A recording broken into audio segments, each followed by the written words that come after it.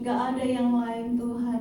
Gak ada satupun yang bisa menandingi kasih-Mu, menandingi kuasa-Mu, menandingi segala apa yang ada padamu. Karena hanya Engkau satu-satunya yang terhebat dalam hidup kami. Terima kasih Tuhan. Kami mau menyatakan lewat puji-pujian kami Bapa, kami mau menyanyikan betapa kami memiliki Allah yang hebat, Tuhan yang luar biasa dalam kehidupan kami. Terima kasih Tuhan. Kami nyatakan Tuhan, Engkau Tuhan dalam hidup kami Bapa. Biar setiap pujian kami Engkau mendengar Tuhan penyataan iman kami Tuhan. Di dalam nama Tuhan Yesus Kristus kami berdoa mengucap syukur. Amin. Shalom. Suaranya boleh lebih keras lagi. Shalom. Tuhan kita adalah Raja yang hebat dalam kehidupan kita. Amin. Amin. Sungguh hebat Tuhan. Hey, haleluya. Kami mau nyatakan Tuhan, hanya Engkau yang hebat. Amin. Ya, sama-sama katakan, Engkau hebat, Engkau dahsyat, terbukti bagiku.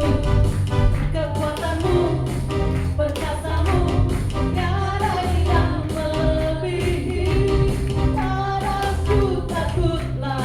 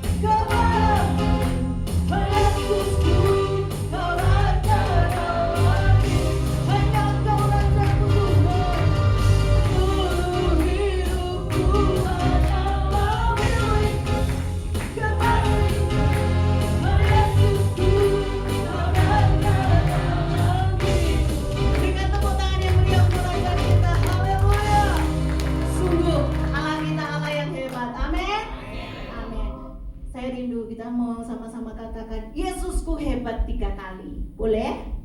Kalau nggak boleh 10 kali loh. 3 kali apa 10 kali? 100 kali pun sebenarnya harusnya nggak apa-apa ya. 3 kali ya. Hitungan ketiga mulai, katakan Yesusku hebat. 1, 2, 3. Yesusku hebat. Lagi. Yesusku hebat. Lagi. Amin. Ya Allah yang berkuasa. Haleluya. Sungguh Engkau hebat Tuhan. Kami nyatakan Engkau satu-satunya berkuasa Tuhan. Haleluya. Sama-sama ya kita mau nyanyikan. Berkuasa di mana? Di bumi di surga. Amin. Bertahta dalam kemuliaan. Siapa dia? Dialah Tuhan Allah kita. Teman yang berkuasa.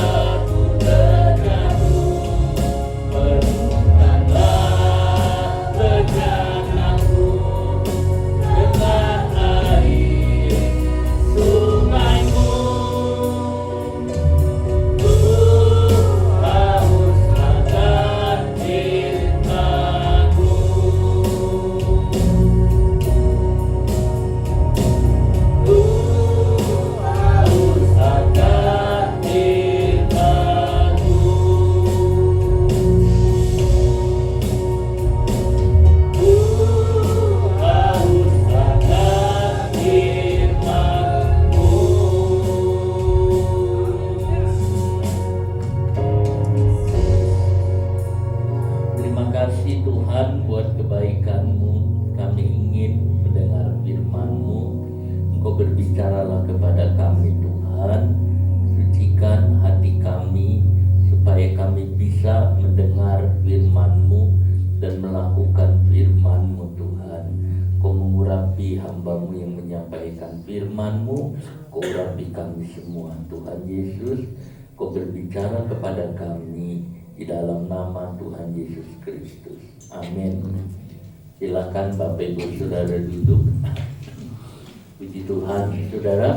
Hari ini kita akan lihat tentang akhir zaman, karena yang di bacaan kita sudah masuk ke sana, Saudara. Saya ingin membaca Markus 13 ayat yang ke-14 sampai 23. Saya baca itu lebih dulu, Markus 13 ayat 14 sampai 23. Apabila kamu melihat pembinasa keji berdiri di tempat yang tidak sepatutnya, para pembaca hendaklah memperhatikannya. Maka orang-orang yang di Yudea haruslah melarikan diri ke pegunungan. Orang yang sedang diperanginan di atas rumah, janganlah ia turun dan masuk untuk mengambil sesuatu dari rumahnya. Dan orang yang sedang di ladang, janganlah ia kembali untuk mengambil pakaiannya. Celakalah ibu-ibu yang sedang hamil atau yang menyusui bayi pada masa itu. Berdoalah supaya semuanya itu jangan terjadi pada musim dingin. Sebab pada masa itu akan terjadi siksaan seperti yang belum pernah terjadi sejak awal dunia yang diciptakan Allah sampai sekarang, dan yang tidak akan terjadi lagi. Dan sekiranya Tuhan tidak mempersingkat waktunya, maka dari segala yang hidup tidak akan ada yang selamat. Akan tetapi oleh karena orang-orang pilihan yang telah dipilihnya, Tuhan mempersingkat waktunya. Pada waktu itu, jika orang berkata kepada kamu, lihat Mesias ada di sini, atau lihat Mesias ada di sana, jangan kamu percaya. Sebab Mesias palsu dan nabi-nabi palsu akan muncul, dan mereka akan mengadakan tanda-tanda dan mujizat-mujizat dengan maksud sekiranya mungkin menyesatkan orang-orang pilihan. Hati-hatilah kamu, aku sudah terlebih dahulu mengatakan semuanya ini kepada kamu. Saudara, kisah ini dimulai dengan pertanyaan daripada para murid. Pada waktu para murid melihat, saudara, bait Allah yang batu-batunya itu sangat besar. Saudara, itu batu-batu besar sekali. Yang kapan itu saya pernah lihat, itu batu di tembok ratapan, saudara, itu besar, mungkin sekitar 6 meter, saudara. Jadi 6 meter ini, saudara, besar. Sini batunya itu besar. Ini sini paling 4 meter, saudara. Dari tiang ke tiang 4 meter. Ini 6 meter besar. Ternyata batu yang lebih besar lagi ada 13 meter. Jadi dari ujung sini sampai ujung ini batu utuh, saudara, 13 meter. 13 meter, saudara, itu diambil, ditaruh bangunan. Itu batu besar, batu sangat besar. Itu kuat dan kokoh sekali, saudara. Lalu mereka melihat tentang batu yang kokoh. Tapi Tuhan bicara bahwa suatu kali batu itu tidak akan terletak lagi. Jadi batu yang besar itu akan hancur habis hancur. Saudara, ini adalah nubuatan Tuhan Yesus mengenai 2 hal. Yang pertama berhubungan dengan peristiwa tahun 70 Masehi. Yang kedua adalah peristiwa akhir zaman di zaman antikris nanti. Saudara, peristiwa yang hebat tahun 70 Masehi, ini peristiwa yang sangat hebat dan mengerikan. Yerusalem dikepung. Jadi sebenarnya ceritanya begini, saudara. Yerusalem itu masih dalam jajahan Romawi. Lalu mereka mulai memberontak, bahkan ada konsul dari Romawi dibunuh oleh orang-orang Israel. Lalu Israel sama Israel juga terjadi bentrokan dan ramai. Lalu saudara, akhirnya untuk meredakan itu, lalu Yerusalem dikepung oleh orang-orang Romawi, dikepung semua. Mereka kelaparan, saudara. Itu beras-beras yang di gudang beras itu banyak dibakar habis, saudara. Jadi orang Yahudi sama orang Yahudi rame, lalu semua ditutup, air tidak bisa masuk semua, yang mati banyak sekali. Kelaparan itu hebat luar biasa, sehingga saudara satu ibu ambil anaknya dibunuh, dagingnya dimakan. Lalu mereka itu peristiwa pembunuhan satu dengan yang lain. Itu sangat mengerikan dan sangat menakutkan. Tidak ada satupun orang Yahudi, orang Israel yang bisa keluar dari Yerusalem. Kalau mereka keluar, mereka ditangkap lalu disalibkan. Yang disalibkan itu begitu banyak, sampai penulis sejarah Josephus mengatakan hampir tidak ada salibnya lagi, saudara. Kayu salib hampir tidak ada. Dibunuh ribuan orang, saudara, disalibkan. Yang keluar, yang kabur ditangkap, yang enggak dibunuh. Anak kecil, perempuan, semua tangkepin. Anak pemuda-pemuda usia 17 tahun, saudara, dijual jadi budak. Lalu mereka mau lari, saudara, mereka ditangkap. Lalu mereka dianiaya. Habis itu ratusan ribu orang Yahudi binasa semua. Yerusalem betul dikepung. Lalu bait Allah itu dihancurkan total. Jadi bait Allah itu habis-habisan dihancurkan, saudara. Sampai batu-batunya habis. Itulah sebabnya kalau saudara pergi ke Yerusalem, ke Israel, saudara hanya melihat tembok ratapan saja. Dan orang Israel pakai bajunya hitam-hitam. Dia tidak mau pakai baju putih, karena itu masih berkabung sampai sekarang. Dan dia selalu, saudara, merapat di tembok ratapan itu. Itu yang terjadi. Jadi kehancurannya itu sangat hebat sekali. Kadang saya bertanya-tanya, mengapa Tuhan izinkan kehancuran seperti itu? Apakah karena orang Israel pernah berkata begini, dia salibkan dia, biar darahnya tertanggung atas kami. Apakah karena itu, saudara, hal itu terjadi sehingga mereka mengalami kesusahan, penderitaan, kematian yang menakutkan sekali? Itu peristiwa yang hebat. Rasul-rasul ada di mana? Itu tahun 70, saudara. Rasul-rasul ada di mana saat itu? Yakobus sudah mati. Petrus sama Paulus mati kira-kira tahun 64 atau 67-an, saudara, dia sudah mati. Sebelum tahun 70. Yang hidup sesudah tahun 70 adalah Yohanes. Tapi Yohanes tidak ada di Yerusalem. Yohanes ada di Efesus, saudara. Lalu orang Kristen yang ada di Yerusalem itu ada di mana? Saudara, sebelum kejadian itu terjadi, Eusebius, orang ahli sejarah, mengatakan Tuhan bicara kepada orang Kristen untuk kabur, untuk lari. Sebelum itu dikepung, mereka lari menyeberang sungai Yordan. Berapa banyak orang Kristen bisa lolos dari bahaya itu? Tetapi orang Yahudi semua, saudara, yang tinggal di situ, itu mati dengan sangat menderita dan sangat sengsara. Itu penderitaan yang sangat hebat dicatat. Di dalam Markus 13, Tuhan tuh sudah bicara. Sebenarnya pengertian Tuhan tuh bicara begini. Kalau kamu melihat peristiwa yang demikian, udah lihat tanda-tandanya, kalau kamu ada di ladang, jangan pulang, lari aja. Kalau kamu ada di Yudea, cepat naik ke atas gunung, lari. Lalu kemudian yang ada di suatu rumah, jangan pulang ambil pakaian, enggak keburu, dia bilang. Lalu dia lari ke bawah, lalu dia melarikan diri. Itu yang disebutnya sebetulnya pertama seperti itu. Jadi lari kalau hal itu akan datang dan akan terjadi.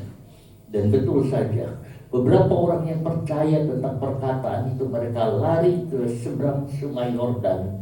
Di sana mereka masih bisa selamat saudara, dan mereka, tetapi yang ada begitu mereka banyak yang binasa dan mati. Apa yang Yesus katakan ini saudara? Dua hal. Yang pertama, kasus demikian. Itu peristiwa ini pernah ada kemiripannya saudara. Pada waktu penginjilan, para penginjil dan misionaris pergi ke Tiongkok, mereka memberitakan Injil di Tiongkok saudara. Tiba-tiba Tuhan bicara kepada banyak orang, keluar dari Tiongkok. Lalu mereka sebagian lari meninggalkan Cina saudara, meninggalkan Cina, pergi meninggalkan. Baru mereka tinggalkan, komunis masuk. Dan begitu banyak orang-orang misionaris ditangkap, dipenjara, disiksa, dan dibunuh. Tetapi yang kita bicarakan tentang Yerusalem, itu sebabnya Tuhan pernah berkata begini, Yerusalem, Yerusalem, bertahun-tahun aku ingin melindungi engkau seperti burung, seperti ayam melindungi anak-anaknya, tetapi kamu tidak mau. Saudara, dan Tuhan berseru dengan menangis saat itu, karena dia melihat Yerusalem akan hancur dan akan habis. Bait Allah itu runtuh habis, sampai sekarang tidak ada bait Allah. Walaupun saudara, mereka menginginkan bait Allah. Pernah tahun 120-an Barkoba, saudara, pemberontakan Barkoba, ingin dari Kaisar Hadrianus mengingin saudara membangun bait Allah, berpikir itu, tapi itu diratakan lagi, hancur. Itu bukan hanya Yerusalem, tetapi ke seluruh daerah-daerah yang ada. Jadi saudara, mengenai tentang perkataan Yesus bisa kena dua sisi. Sisi pertama sejarah, sisi kedua nubuatan di akhir zaman. Itu sebabnya saudara, kita akan ngalamin sesuatu yang dikatakan oleh Tuhan. Apabila kamu melihat kejijikan, apabila kamu melihat kejijikan atau pembinasa keji berdiri di tempat yang kudus, kamu segera lari. Kamu segera lari. Saudara, itu yang ada. Lari. Dari mana? Lari dari pembinasa yang keji. Siapakah pembinasa yang keji yang dimaksud di dalam ayat ini, saudara? Siapakah pembinasa keji yang dimaksudkan di dalam bagian ayat ini? Saudara, di dalam kitab Daniel, karena ini kutipan dari Daniel, kita akan membaca kitab Daniel, saudara, Daniel 9 ayat 27. Daniel 9 ayat 27. Raja itu akan membuat perjanjian itu menjadi berat bagi banyak orang selama 1 kali 7 masa. Pada pertengahan 7 masa itu ia akan menghentikan korban sembelihan dan korban santapan, dan di atas sayap kekejian akan datang yang membinasakan sampai pemusnahan yang telah ditetapkan menimpa yang membinasakan itu.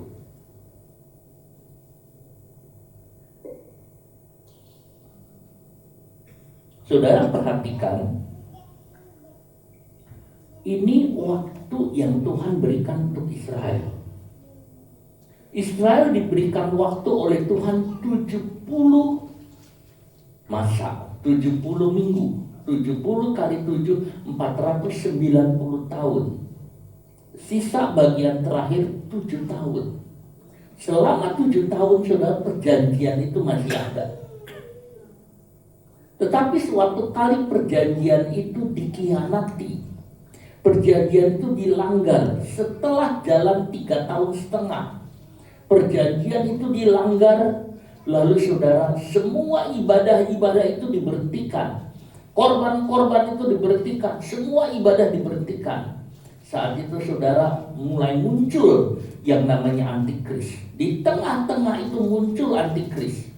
Dan antikris mulai merajalela. Nah, kalau kamu melihat tanda-tanda antikris muncul di tempat yang kudus, Di gereja Tuhan yang kudus, di tempat yang kudus, ada tanda-tanda itu, lari. Siap lari. Sebab apa? Sebab itu waktunya jalan. Daniel 11 ayat 31.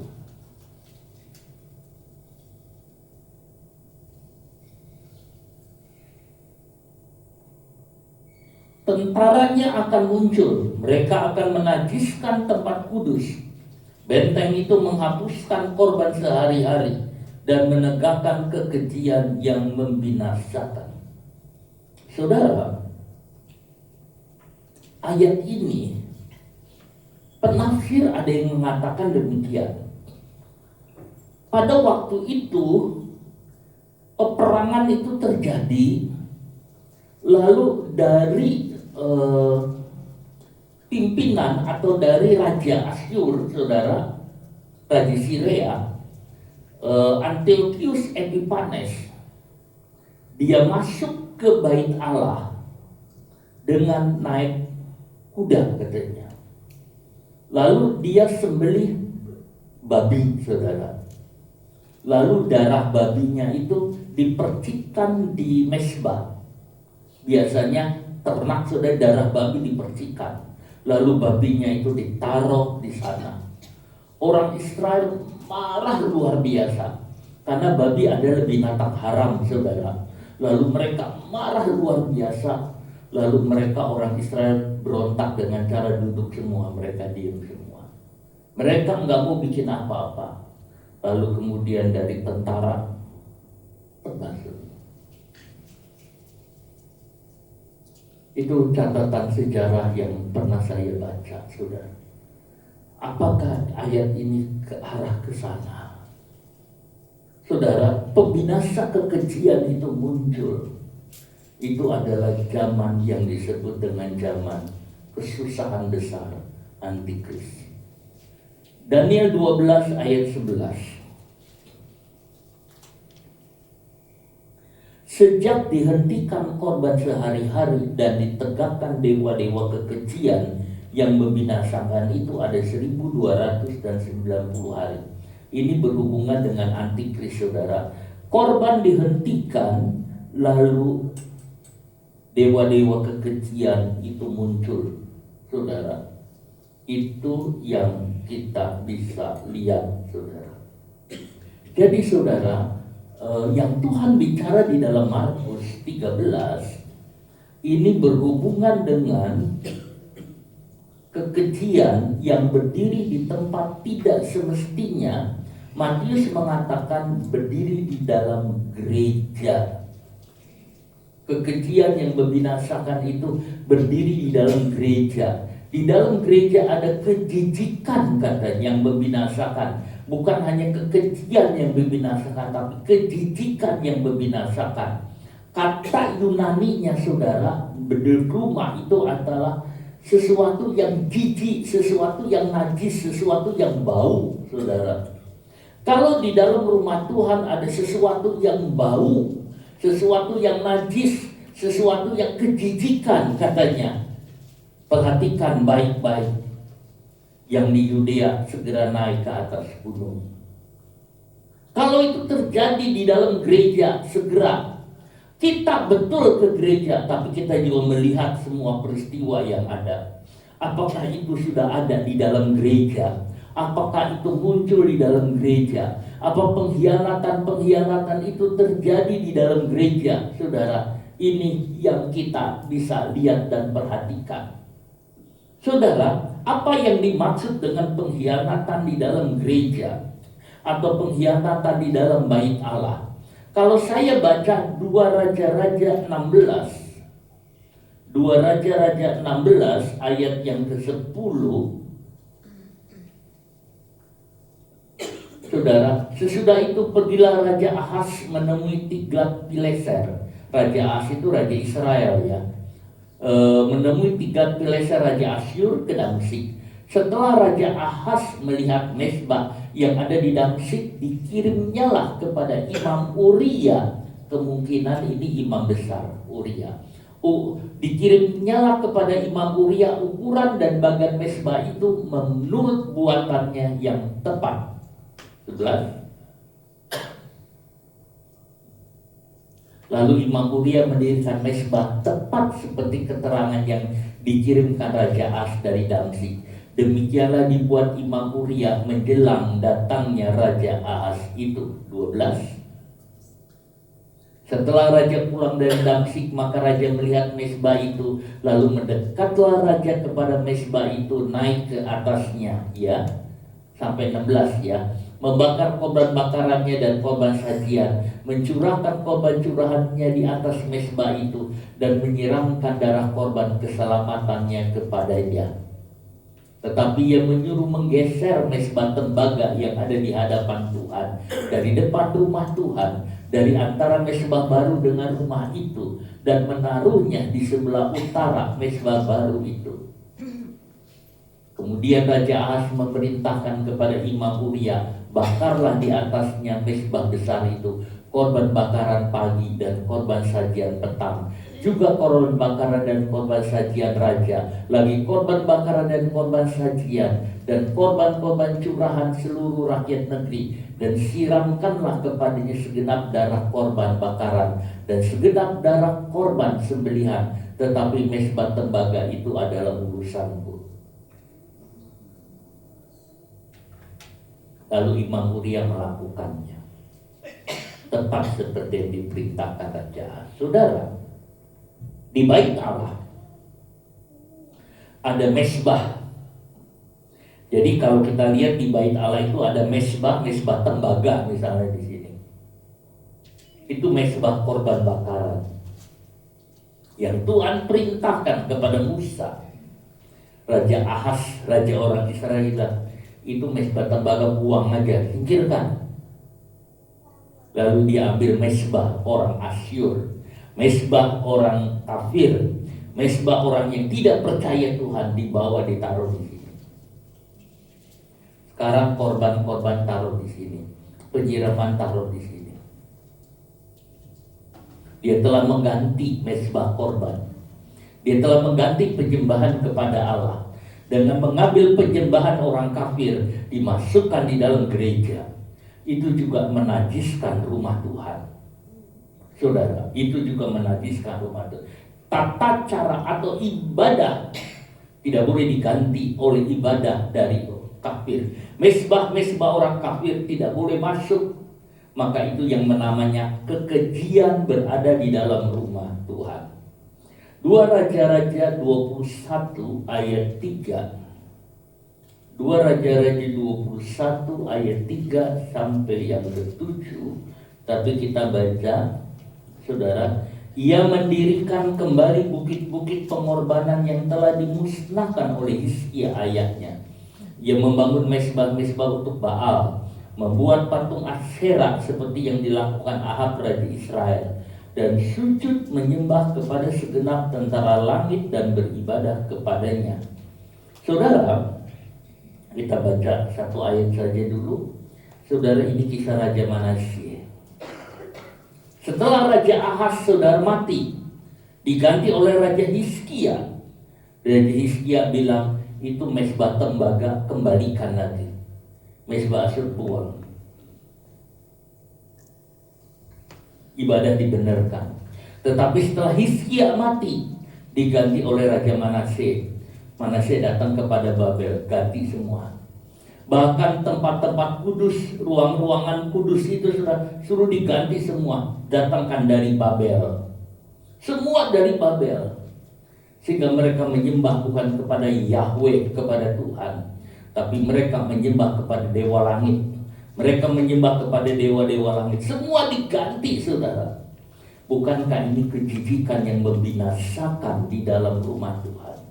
Segala perkara-perkara yang kudus diganti semua. Segala sesuatu yang indah bagi Tuhan diganti semua. Untuk apa? Untuk menyenangkan dirinya sendiri, saudara. Itu diganti semua.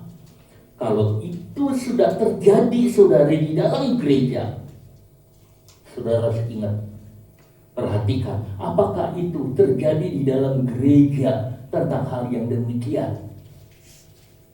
Saudara, kadang saya berpikir begini, apakah peristiwa-peristiwa seperti pendeta gay dilantik jadi pendeta, dia seorang homoseksual, apakah itu kenajisan di dalam bait Allah? Pernikahan sesama jenis diberkati di dalam gereja, apakah itu kenajisan di dalam bait Allah? Saudara, laki sama laki menikah lalu diberkati. Saudara, apakah itu kenajisan di dalam bait Allah itu terjadi? Perempuan sama perempuan, dan itu gereja melegalkan. Apakah itu kenajisan di dalam rumah Tuhan? Saya pikir iya juga. Itu bisa juga termasuk kenajisan di dalam rumah Tuhan.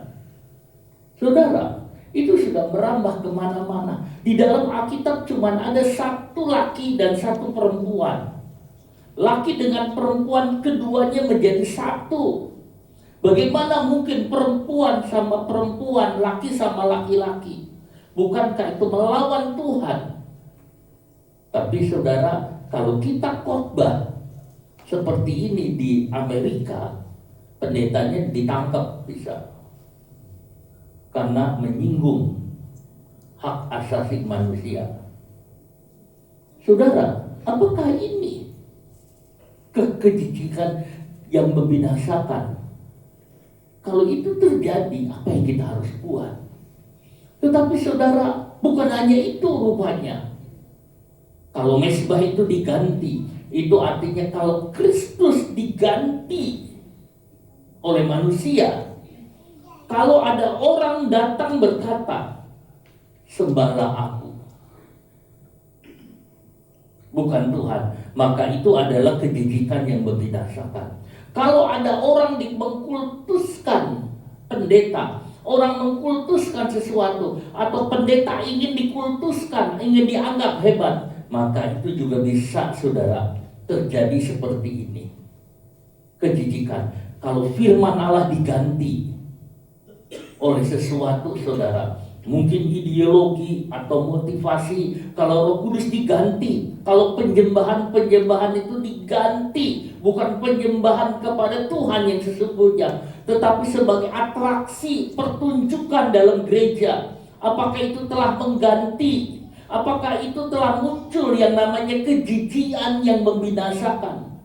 Kalau mezbah diganti oleh uang dengan kekuasaan, kalau struktur gereja untuk melindungi kejahatan, apakah itu kejijikan?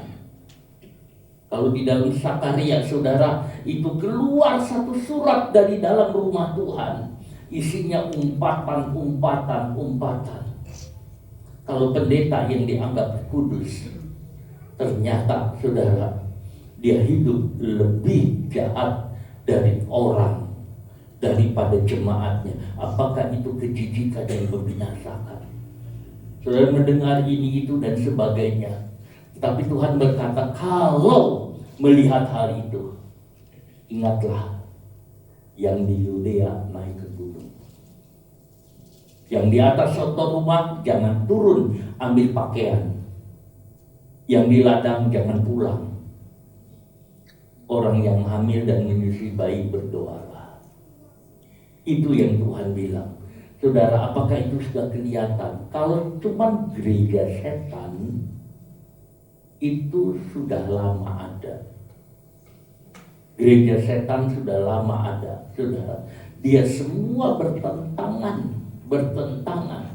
Bahkan dalam bukunya Rebecca Brown mengatakan, saudara, perjamuannya dengan darah bayi dan sebagainya.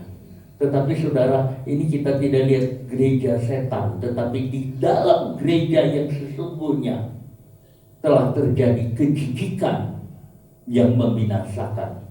Kalau itu terjadi, saudara, kata Alkitab bilang, hati-hati, kamu segeralah lari.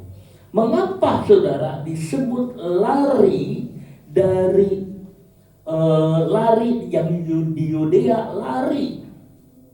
Saudara, mengapa disuruh lari ke atas gunung?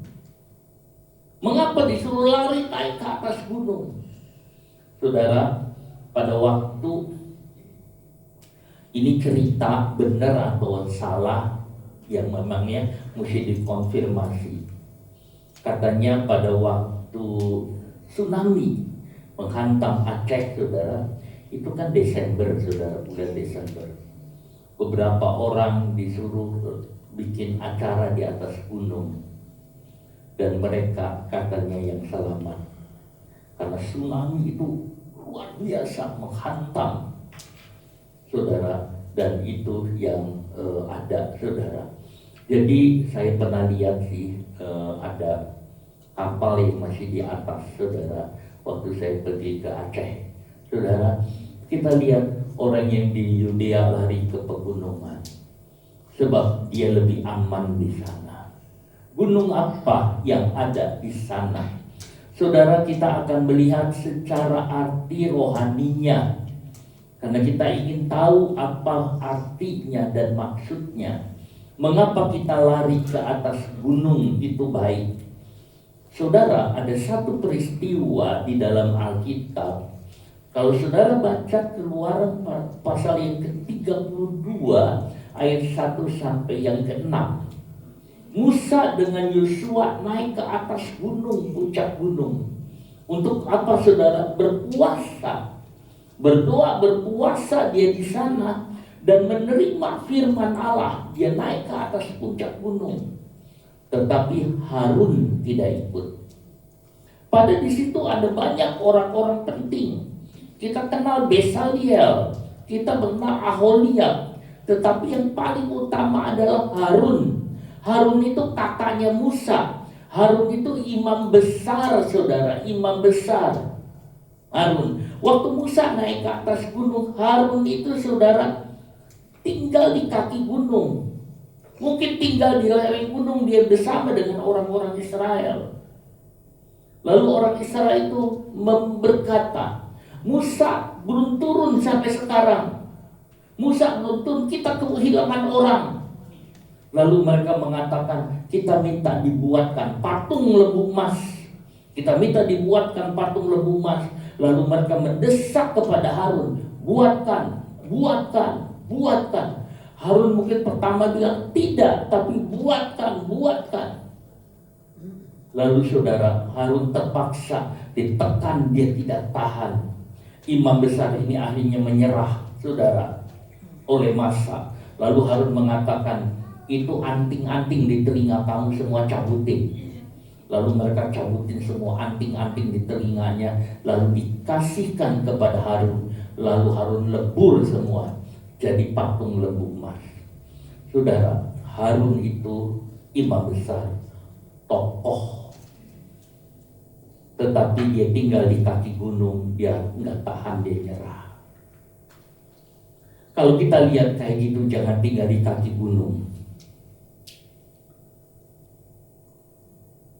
Sekuat-kuatnya manusia akan hancur.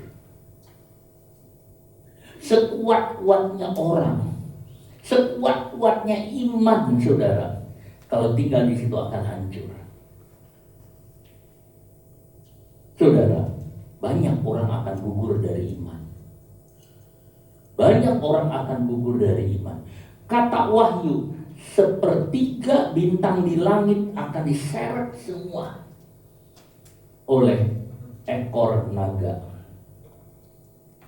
Satu orang bertanya, mengapa ekor naga? Dia bilang karena ekor naga itu ada hubungannya dengan kelamin naga. Berarti apa?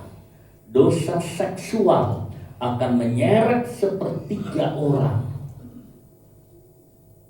Sudah, dosa seksual akan menyeret sepertiga bintang di langit. Siapa bintang di langit? Orang-orang yang kudus akan diseret oleh dosa seksual. Sekarang ini sudah dosa seksual gampang nyarinya. Masalah dosa itu gampang nyarinya. Saudara, itu yang terjadi. Sehingga apa saudara? Mereka apa? Jatuh di dalam dosa ini.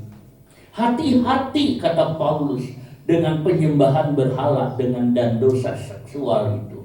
Saudara, tapi kita naik ke atas gunung. Untuk apa? Menerima firman. Elia lemah.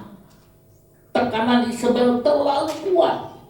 Sehingga dia merasa lemah, merasa jenuh, merasa bosen, saudara. Merasa gak kuat. Lalu dia mengatakan, Tuhan aku mati aja. Tuhan aku minta mati aja. Aku tidak lebih daripada nenek moyang kami. Aku tidak lebih hebat dari mereka. Aku nyerah. Tetapi malaikat Tuhan datang, dia memberikan kepada Elia ini makanan. Ini kamu makan. Dia kasih lagi, ini kamu makan. Dikasih lagi, ini sudah 2 kali dikasih makan. Lalu Elia itu saudara, dia jalan sampai ke gunung Horeb, ketemu dengan Tuhan. Saudara, kadang kalau saudara tidak naik ke gunungnya Tuhan, untuk apa naiknya ke gunungnya Tuhan? Kalau kita lihat Musa untuk bersekutu dengan Tuhan, kalau kita tidak kuat persekutuan kita dengan Tuhan, kita akan hanyut oleh dosa. Kita akan diseret oleh dosa. Di semua bidang ada banyak dosa berkeliaran, maka orang itu akan diseret habis dengan dosa. Lalu kemudian mereka itu binasa, saudara. Saudara, itu yang ada. Tetapi yang Tuhan bicarakan ini bukan sekedar hal yang biasa. Ini tentang yang khusus. Siapa pembinasa keji itu? Pembinasa keji itu adalah antikris. Saudara, antikris akan menyatakan dirinya, tapi nanti. Kata Yohanes, roh antikris sudah berkeliaran, tetapi antikris akan menyatakan dirinya nanti. Saudara, suatu kali antikris akan muncul dan dia akan menghentikan semua ibadah kegiatannya semua, saudara. Lalu kemudian saudara, tetapi yang Tuhan katakan sebelum antikris itu datang, telah terjadi pengangkatan, saudara. Itu yang kita tahu dan kita bicarakan. Jadi saudara, nubuatan Markus 13 ini yang Yesus maksudkan mendatang adalah antikris. Tetapi Tuhan mengatakan kepada kita, untuk sebelum hal itu terjadi, kita harus lari ke atas gunung, saudara. Saudara, ada tanda-tandanya, lalu kita naik. Makanya Tuhan bicara tanda-tandanya apa? Ada Mesias palsu, ada nabi palsu, ada bencana kelaparan, ada peperangan itu mulai muncul, saudara. Lalu kita harus segera naik. Saudara, kapan saudara mau menaik ke gunungnya Tuhan? Kapan kita naik ke gunungnya Tuhan? Saudara, setiap kali saudara naik ke gunungnya Tuhan di dalam doa, bahkan kadang-kadang dalam puasa. Sebetulnya naik ke gunungnya Tuhan seperti Musa dalam doa dan puasa. Lalu kita menyembah, kita ada bersekutu dengan Tuhan. Ada kalanya saudara-saudara berdiam diri bersama dengan Tuhan.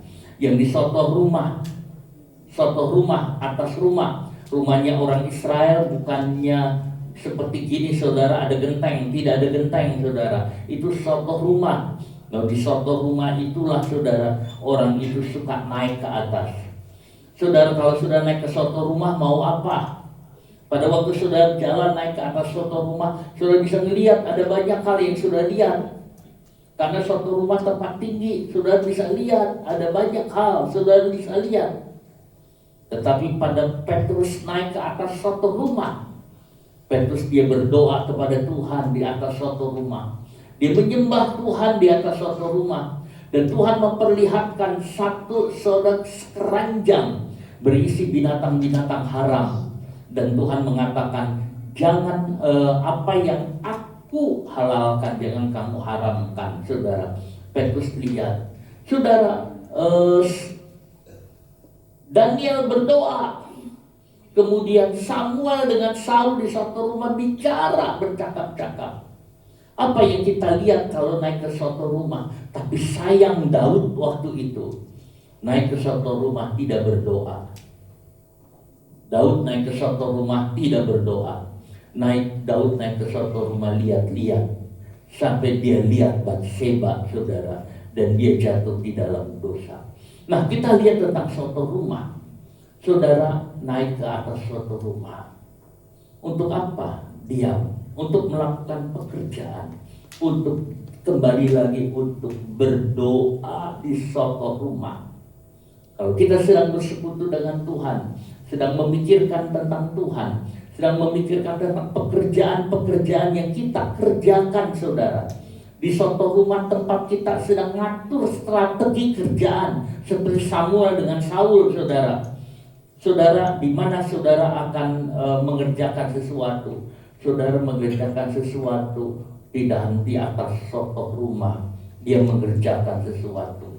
Di mana saudara merencanakan pekerjaan saudara, di mana saudara menggambarkan sesuatu apa yang saya harus buat, itu di suatu rumah. Saudara merencanakan sesuatu, katanya itu biasanya ada di sana berdoa. Tetapi kali ini Tuhan bilang jangan kamu turun ke dalam rumah. Kamu ada di sana, kamu lihat semua, berwaspadalah. Kalau ada sesuatu, kamu bisa pergi kembali naik ke atas gunung. Saudara, artinya sebetulnya ayat-ayat ini adalah waspadalah, berjaga-jagalah. Terus berjaga-jagalah, saudara, itu yang ada. Kita lewat dari sini, kita lihat Markus 13 ayatnya yang ke-28.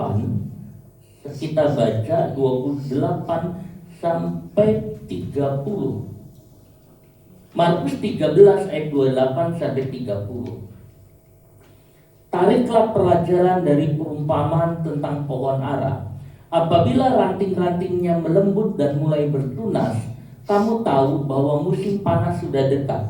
Demikian juga jika kamu lihat hal-hal itu terjadi, ketahuilah bahwa waktunya sudah dekat, sudah diambang pintu. Aku berkata kepadamu, sesungguhnya angkatan ini tidak akan berlalu sebelum semuanya itu terjadi. Perumpamaan pertama Tuhan bilang, kalau ada kekejian datang di rumah Tuhan, lari ke gunung. Dan yang kedua, saudara, perumpamaan tentang pohon ara. Apabila ranting-rantingnya mulai bertunas, kamu tahu bahwa musim panas sudah dekat. Saudaraku, di Israel ada 4 musim. Musim panas. Jadi kalau urutannya, saudara, saya anggap mulai dari musim apa? Dari musim semi dah. Musim semi, saudara, musim panas, musim panas, musim gugur, musim saudara, musim dingin, ya saudara. Jadi kita lihat sekarang, kita lihat di sini bulan-bulan ini musim panas, saudara. Nanti kemudian di Oktober musim gugur, di Desember sampai Maret itu musim dingin, saudara. Di April itu musim semi, saudara. Kita lihat itu musim. Nah, saudara, musim semi itu semua tumbuh-tumbuhan itu subur. Karena habis musim dingin, saudara, musim semi itu mulai mereka bersemi, mereka keluar semua. Itu kembang-kembang. Kalau saudara mau jalan-jalan pergi ke daerah yang 4 musim, pergilah pada musim semi. Saudara akan melihat banyak hal-hal yang indah-indah, saudara. Baik bunga-bunga, semua itu bertumbuhan, musim-musim semi itu bertumbuhan. Itu menyegarkan mata, saudara. Enak, saudara. Buah-buahan muncul, saudara. Itu musim semi, saudara. Musim semi ini, saudara, semua itu bermunculan di mana-mana. Musim, saudara, panas. Pohon ara munculnya di musim panas. Bertunasnya di musim panas, bukan di musim semi. Kalau kamu lihat pohon ara bertunas di musim panas itu, dikatakan waktunya sudah dekat. Waktunya sudah dekat. Saudara, pohon ara ini lambang Israel. Pohon lambang ini Israel. Kalau Israel sudah bertunas, perhatikan baik-baik. Perhatikan baik-baik. Saudara, Tuhan itu memberikan perumpamaan begini. Ini pokok ara, pokok zaitun. Saudara, dengan saya ini seperti zaitun liar. Diambil lalu dicangkokkan. Saudara, dengan saya ini orang cangkokan. Diambil, dicangkokkan di pohon zaitun. Israel dipotong, saudara, dibuang. Tapi nanti saudara, Tuhan ambil lagi Israel, ditaruh lagi di cabang itu, dan mulai bertunas. Saat itu saudara perhatikan, saat orang Israel mulai bertumbuh, perhatikan saudara, apa yang terjadi dengan orang Israel. Memang kita melihat tentang orang Israel, tetapi saya tidak bicara soal kemerdekaan Israel. Saudara, ini bukan hanya kemerdekaan Israel, tetapi saya mau bicara tentang Israel terima Yesus. Saudara perhatikan hal itu, kalau Israel terima Yesus. Memang ini perang. Dulu saudara, Iran dengan Israel itu sahabat. Di zaman Gamal Abdel Nasser, presidennya Mesir, Israel sama Mesir yang ramai itu bersahabat. Tapi sekarang kita melihat Iran hantam Israel, Israel hantam Iran, saudara. Itu peperangannya sampai sekarang itu mengganggu. Itu sebabnya saudara, peperangan ini juga bikin harga-harga nggak aturan, saudara. Saudara mulai merasakan harga-harga pada mahal semua, saudara. Ini mahal, itu semua itu ada hubungannya, saudara, runtutannya. Tetapi kita lihat dari bagian ini dulu, saudara. Saya coba mau menafsirkannya, saudara, bahwa musim semi itu mulai muncul, semua berada. Kadang saya melihat, saudara, ke gerejaan, saya melihat YouTube, saya melihat banyak hal, saudara. Begitu mudahnya, seperti musim semi. Kemarin misalnya sambil saya menyiapkan firman, saya mendengar orang-orang ada khotbah ini, ada banyak yang saya dengar, saudara. Jadi begitu banyaknya orang-orang, saudara. Saudara dengan mudah menemukan khotbah-khotbah. Saudara dengan mudah menemukan penyembahan-penyembahan. Saudara dengan mudah menemukan pujian-pujian. Dan saudara bisa menikmati. Kadang saudara dalam tidur saya setel, saudara, mungkin YouTube lagu-lagu sambil saya tidur, saudara, ada musik-musik kita bisa dengar. Seolah-olah zaman sekarang itu zaman musim semi, saudara. Itu muncul semua, itu bermunculan. Dengan mudah kita bisa menikmati khotbah, dengan mudah kita bisa mendengar puji-pujian, seperti saudara panen, seperti ada namanya, saudara, 7 tahun kelimpahan, seperti itu, saudara. Itu saya bilang itu musim semi. Apakah sekarang kita ini musim semi? Tapi akan masuk musim panas. Saudara, matahari itu menyakiti kita. Matahari itu pencobaan. Matahari itu aniaya. Matahari tantangan. Tetapi bagi orang yang akarnya dalam, matahari itu menyuburkan, saudara. Saudara perhatikan, kalau musim panas datang, pohon ara itu mulai muncul. Itulah waktunya sudah dekat. Aniaya akan muncul kalau pohon ara. Saudara, saya yakin sekarang lebih banyak lagi orang Israel yang terima Tuhan. Israel itu masih ada Israel yang ortodoks, yang di sininya, saudara, ada kayak puter-puter sini rambutnya, cabangnya ke sini. Ya keras, saudara. Tetapi ada Israel yang terima Kristus, yang menjadi mereka anggota-anggota Yesus, saudara.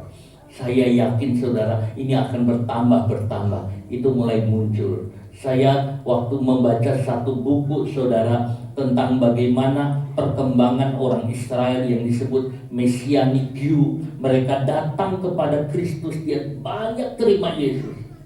Orang Arab menyanyi, menyembah Tuhan, saudara. Orang-orang di Iran terjadi kegoncangan, banyak orang terima Yesus. Lalu beberapa orang terima Yesus. Saya berkata, apakah ini kesudahannya? Saudara, Ini kegerakan di Timur Tengah banyak, saudara. Arab Saudi ada, di Qatar ada, saudara, Iran itu ada. Semua daerah-daerah situ terjadi, mereka terima Yesus. Saudara, kalau kita lihat hal itu terjadi, saudara, apa yang kita bisa lihat? Alkitab mengatakan waktunya sudah dekat dan tidak lama lagi. Dari satu sisi kayak musim semi, tapi dari satu sisi yang lain ada, saudara, waktunya sudah dekat. Injil betul-betul masuk kemana-mana. Injil masuk ke daerah-daerah terlarang, saudara. Melalui banyak hal Injil masuk, saudara. Dan kita bisa mendengar Injil itu dengan baik. Saudara, waktu ini Tuhan akan persingkat. Demi orang pilihannya, waktu itu Tuhan akan persingkat. Karena Tuhan ingin membereskan semuanya. Dunia akan ditamatkan. Lalu ayat ini tutup dengan apa? Langit dan bumi akan lenyap. Tetapi firman Tuhan tidak akan berlalu. Saudara, langit dan bumi akan lenyap. Firman Tuhan tidak akan berlalu. Ini yang Tuhan bicarakan tentang pertanyaan murid-murid tentang kesudahan. Saudara, poin ini saya simpulkan lebih dulu, saudara, bahwa di akhir daripada segala sesuatunya akan ada, saudara, kesukaran yang amat besar yang belum pernah terjadi dan tidak akan terjadi lagi. Ini kesukaran yang hebat sekali, saudara. Kesukaran yang saudara belum bisa bayangkan. Kesukaran yang terlalu hebat. Nah, sebelum kesukaran ini datang, saudara harus segera lari, mempersiapkan diri. Bagaimana lari di sini mempersiapkan diri, saudara? Tetap berdoa, tetap bersekutu, tetap dalam kedewasaan iman, tetap saudara ada di dalam Tuhan. Itu yang ada. Lalu Tuhan bicara, perhatikan semua yang ada. Kita punya mata bisa melihat, dan juga kita bisa berdoa kepada Tuhan, saudara. Saudaraku, semua akan terjadi. Semua akan terjadi. Saudara, anjuran saya untuk saudara, kalau saudara mendengarkan firman-firman Tuhan di dalam YouTube, kalau saudara bisa melihat, menilai, nilailah, saudara. Ada yang benar, ada yang tidak benar. Tapi saudara bisa menilai semua, segala sesuatunya. Sebab akan muncul Mesias palsu, akan muncul nabi palsu. Mereka juga akan mengadakan khotbah-khotbah seperti itu. Tapi saudara bisa menilai semuanya dengan benar. Jadi saudara, ini yang Tuhan bicarakan kepada kita. Saudara, segala sesuatu akan dibereskan Tuhan. Mungkin saudara mengatakan, umur saya sekarang sudah tua. Mungkin Tuhan panggil saya lebih dulu sebelum semuanya ini terjadi. Puji Tuhan, saudara. Tetapi kita tidak mengharapkan cepat-cepat mati, saudara. Yang kita harapkan adalah setia dalam Tuhan. Saya harap saudara terus setia di dalam Tuhan. Mari pemain musik, kita akan menyanyi satu nyanyian mengakhiri dari khotbah hari ini. Saudara, dalam Markus pasal 13, 33 sampai 37 Tuhan mengatakan, berjaga-jagalah, hati-hati dan berjaga-jaga, sebab kamu tidak tahu bila manakah waktunya tiba. Saudara, berjaga-jagalah. Langit dan bumi akan lenyap, tetapi firman-Nya, tetapi firman-Nya, tetapi firman-Nya tinggal tetap. Saudara, mengatakan langit dan bumi akan lenyap. Suatu kali saudara, kalau langit ini lenyap, bumi ini lenyap, saudara mau tinggal di mana? Kalau rumah saudara lenyap, saudara bisa cari penginapan yang lain. Tapi kalau langit lenyap, bumi lenyap, saudara mau tinggal di mana? Alkitab mengatakan tinggal dalam firman Tuhan. Saudara, karena semua akan Tuhan habiskan. Suatu kali saudara, yang saudara lihat ini akan habis. Langit akan lenyap saudara. Digulung seperti orang menggulung tikar. Lalu kemudian saudara, bumi akan habis. Tergoncang, kata Petrus bilang, unsur-unsur bumi akan dibakar habis. Saudara mau tinggal di mana? Kalau enggak kita punya firman. Kalau kita pegang firman Tuhan saudara, kita boleh berkata, langit dan bumi boleh lenyap, tapi aku tinggal dalam firman-Mu Tuhan. Saudara, bertumbuhlah. Hal ini akan terjadi saudara. Semua akan terjadi. Langit dan bumi akan lenyap, tetapi firman-Nya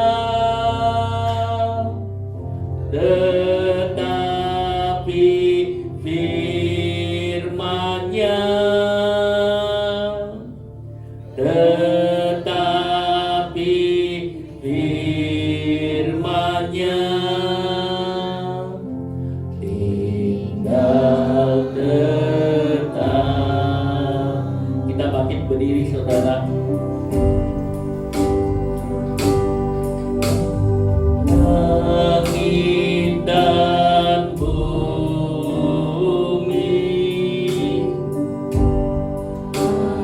akan lenyap,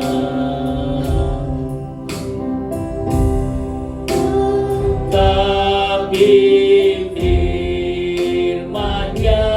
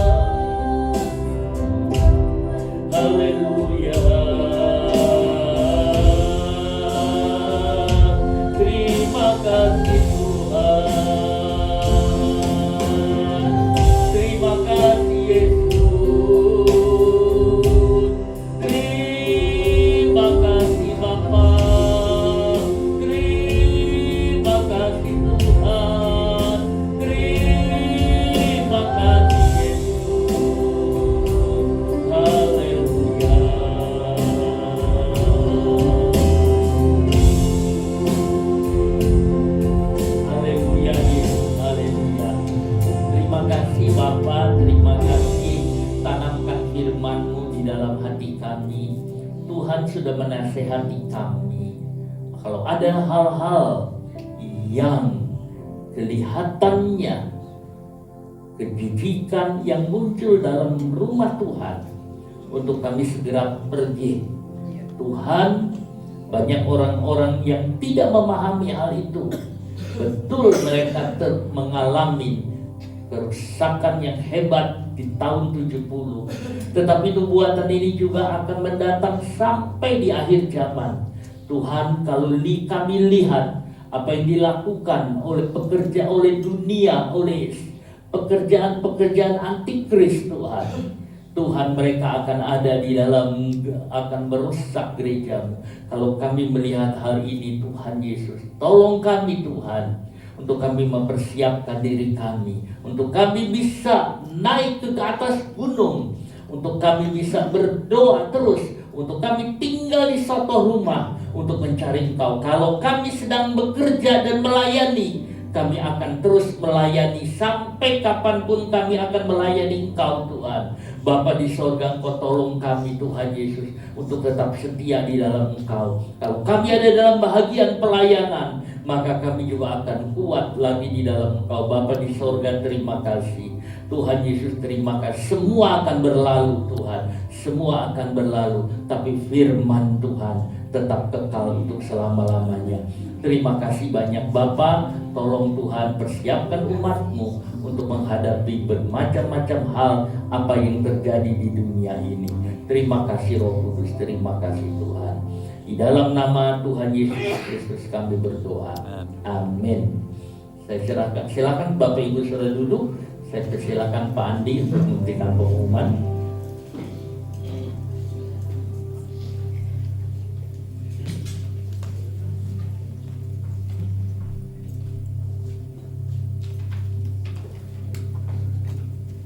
Ya, puji nama Tuhan. Untuk pengumuman yang satu minggu ibadah gereja kita di tempat ini, Rabu kita ada doa. Kita tetap doa di rumah masing-masing. Kamisnya kita ada doa malam jam 6 sore, dan Jumatnya kita ada doa puasa jam 9:30 pagi. Bapak Ibu yang tidak bisa hadir tetap bisa ikut doa puasa di tempat masing-masing. Dan Sabtu kita ada ibadah kaum muda jam 6 sore, dan hari Minggu kita ibadah jam 7:30 pagi, dan Senin sampai Sabtu kita ada 2 pagi mulai dari jam 5. Kitabnya jangan lupa terus Bapak Ibu baca supaya kita terus semakin bertumbuh di dalam pengenalan kita akan firman Tuhan. Pengumuman yang ada, kita mau sama-sama berdoa untuk persembahan yang akan kita berikan buat Tuhan. Kami bersyukur, terima kasih buat kesempatan yang Tuhan beri. Tuhan, kesempatan yang sungguh luar biasa baik kalau kami boleh berbakti di dalam rumah Tuhan. Biar setiap kesempatan yang ada kami mau pakai Tuhan, kami mempersembahkan hidup kami, persembahkan pujian Tuhan, persembahkan hidup kami untuk kemuliaan bagi nama Tuhan. Biar Tuhan hari pas hari kami boleh semakin berani perkenanan Tuhan lebih dari apapun, karena kami tahu hari-hari ini adalah hari-hari yang jahat Tuhan. Kami benar-benar tak lekat kepadamu Tuhan, kami tidak akan pernah mampu untuk melewati semua dengan baik. Roh Kudus, berikan kemurahan-Mu, terus pimpin kami jalan dalam terang firman-Mu. Ajarkan kami setia sampai akhir hidup di firman Tuhan. Terus kami mau berjaga-jaga, berdoa senantiasa. Bahkan Tuhan, di setiap kesempatan kami juga mau ambil doa puasa, supaya Tuhan kami semakin mengerti apa yang Tuhan inginkan dalam hidup kami untuk kemuliaan bagi nama Tuhan. Kami berdoa buat Bapak Kepala yang sudah menyampaikan berkat firman Tuhan, berkati dalam pelayanannya, dalam pembelajaran sidang-Mu di tempat ini, berkati kesehatannya, berkati dalam Tuhan kehidupan rumah tangganya. Roh Kudus memimpin terus Tuhan. Oh Tuhan, maju dalam setiap pekerjaan Tuhan, dan nyata kuasa-Mu bekerja buat Bapak Kepala sekeluarga dalam pembelajaran sidang di tempat ini. Kami berdoa buat siap kami melayani, benar-benar Tuhan pakai kami untuk Tuhan kami boleh melayani dengan Tuhan sungguh-sungguh Tuhan. Kami boleh mengutamakan Kau lebih dari segalanya Tuhan. Dalam pelayanan kami tambahkan talenta supaya boleh semakin lebih lagi dari berkat buat jemaat di tempat ini. Dan Tuhan, persiapan yang terbaik Tuhan dalam pelayanan itu yang terus kami mau kerjakan supaya semakin layak Tuhan kami melayani Engkau, dan Tuhan nama-Mu dipermuliakan. Jemaat-Mu semuanya tanpa terkecuali dalam setiap hidup rumah tangga, dalam setiap hidup nikah, dalam setiap hidup nafkah, dalam studi, dalam segala pergumulan, Tuhan kami percaya Tuhan Kau Bapa yang baik, tak pernah Kau tinggalkan pada saat kami menaruh harap kepada-Mu, pada saat kami berharap kepada-Mu. Lebih dari yang kami harapkan, doa dan minta itu yang Tuhan sediakan bagi kami. Terus pakai kehidupan kami untuk menjadi kesaksian, supaya kami benar-benar memelihara amanat agung-Mu untuk menjadikan semua bangsa itu murid-Mu Tuhan. Pakai hidup kami Tuhan, mari Tuhan mulai Tuhan, oh Tuhan, untuk kami boleh benar-benar Tuhan mencari jiwa-jiwa untuk kemuliaan bagi nama-Mu.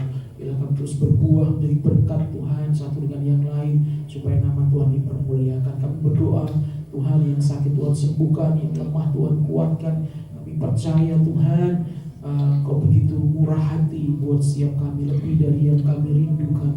Itu yang senantiasa Tuhan nyatakan yang terbaik buat kami. Bangsa dan negara kami Indonesia kami taruh dalam tangan kuasa-Mu. Biarlah perlindungan-Mu nyata atas Indonesia, keamanan, stabilitas negara, damai sejahtera terus Tuhan nyatakan. Biarlah Indonesia Tuhan bagi kemuliaan nama Tuhan. Terima kasih Bapa, sebentar kami akan berikan yang terbaik yang menjadi milik kami. Biarlah Tuhan sucikan, kuduskan, dipakai untuk pekerjaan Tuhan tempat ini, sehingga pekerjaan tempat ini terus semakin maju. Buat jiwa-jiwa boleh bertambah-tambah, banyak jiwa diselamatkan, dan surga penuh sukacita. Di dalam nama Yesus kami berdoa dan mengucap syukur. Haleluya, amin. Peganglah tangan Roh Kudus setiap hari.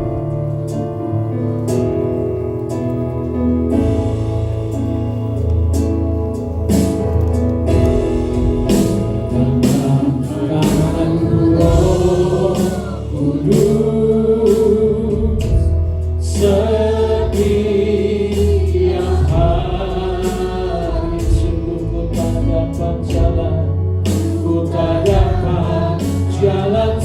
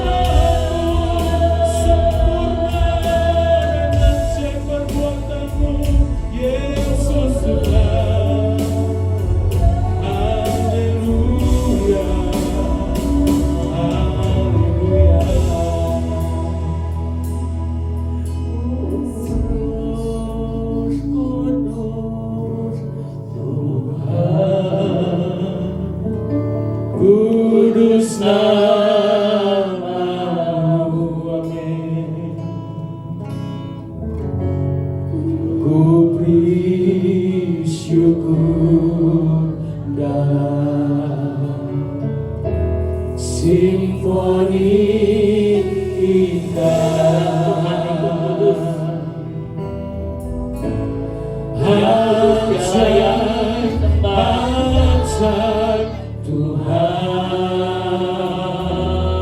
ajaib nama-Mu,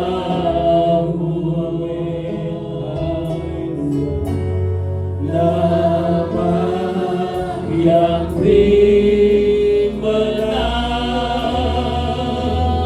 Yesus namanya.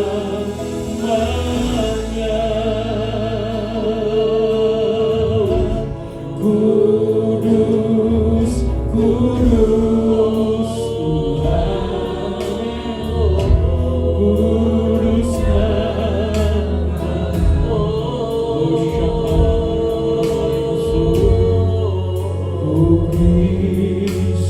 Haleluya.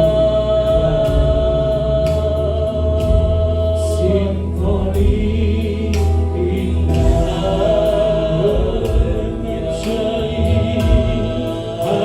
ajaib, ajaib, haleluya.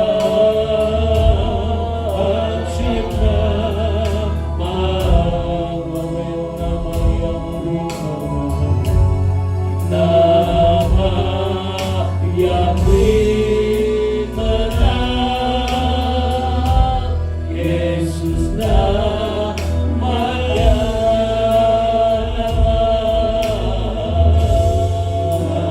Nama yang beri menang, Yesus namanya.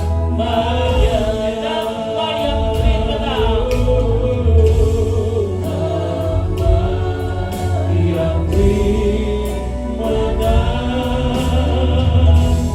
Yesus namanya.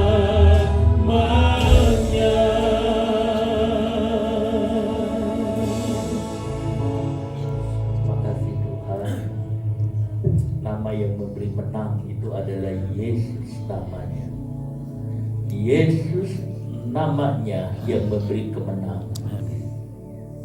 Namamu kudus Tuhan, namamu kudus Tuhan, namamu kudus dan layak kami sembah. Tuhan, ya Tuhan, makasih Tuhan.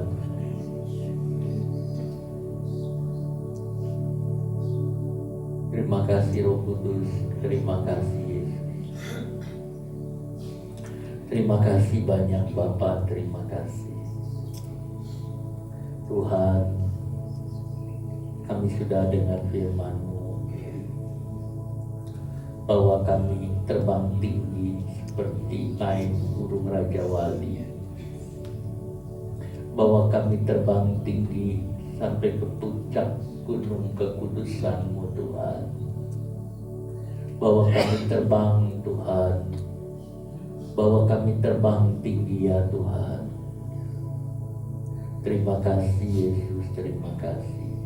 Tolong umat-Mu semua Tuhan, dukung Tuhan di atas punggung-Mu Raja Wali itu dibawa terbang naik. Bapa, ini kerinduan kami, ini kerinduan kami, ini kerinduan kami Tuhan. Jadi satu dengan Engkau. Kiara masih karamata karamara-mara, kinamara masih karamara-mara. Oh Roh Kudus, oh ya Tuhan, kiara masih karamara-mara. Roh Kudus, Roh Kudus, Kau mengasihi kami. Terima kasih Yesus, terima kasih, terima kasih. Tuhan, sebentar kami mau pulang, tinggalkan tempat ini. Kami mohon pimpinan dan penyertaan-Mu Tuhan. Sampai di rumah dengan tidak satu kurang apapun. Engkau memberi kepada kami kesehatan dan kekuatan. Sungguh kami bisa menang di dalam Engkau. Terima kasih banyak Bapa. Saudaraku yang dikasihi Tuhan Yesus Kristus, pulanglah dengan membawa berkat kasih karunia dari Tuhan Yesus Kristus, kasih dari Allah Bapa, dan persekutuan dalam Roh Kudus menyertai saudara sekalian mulai sekarang sampai selama-lamanya. Terima kasih Tuhan, dalam nama Tuhan Yesus Kristus. Amin. Menang besar di pihak kita. Haleluya.